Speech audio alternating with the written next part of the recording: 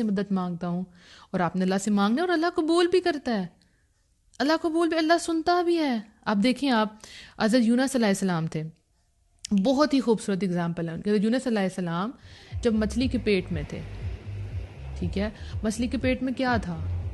رات کا اندھیرا، سمندر کا اندھیرا، اور مچھلی کے پیٹ کا اندھیرا، اندھیروں پہ اندھیرے۔ ایسے اندھیرے ہماری لائف میں تو نہیں ہے نا، ٹھیک ہے نا، اتنے گہرے اندھیرے تو ہماری لائف میں نہیں ہیں۔ جیسے ہم اپنے کمرے میں ہوتے ہیں تو ہم آواز دے کے کسی کو بلا لیتے ہیں کہ ہماری آ کے مدد کر دو، دروازہ نوک کرتے ہیں، میں پھنس گیا ہوں مجھے کھولو، اپنی ماں کو آواز دیتے ہیں جو بھی پریشانی ہوتی ہے، ٹھیک ہے، لیکن ہمیں یہ پتہ ہے کہ سب اپروچ میں ہیں، سب نزدیک ہی ہماری مدد آ جائے گی۔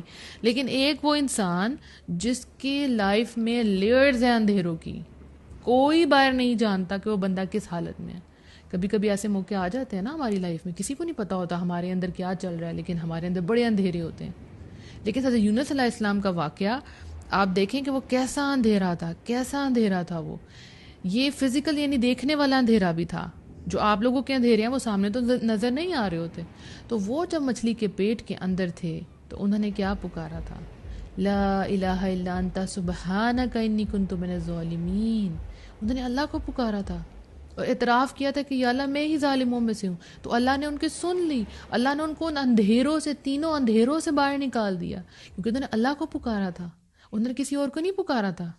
ہمیں پتہ کیا ہوتا ہے، ہمارے جب سارے دروازے بند ہو جاتے ہیں نا، ہر جگہ سے ریجیکشن آ جاتی ہے، پھر ہم اللہ سے مانگتے ہیں۔ ہمارا ایٹیٹیوڈ یہی ہے، پہلے ہم لوگوں کی طرف اپروچ کرتے ہیں، اس سے مانگا، اس سے مانگا، اس سے ریکویسٹ کی، اور پھر جب کوئی راستہ نہیں ملتا اور پھر جان مات بچھا کے تو اللہ سے دعائیں مانگتے ہیں۔ یہ تو پہلا عمل تھا نا، یہ تو ہمیں سب سے پہلے کرنا تھا۔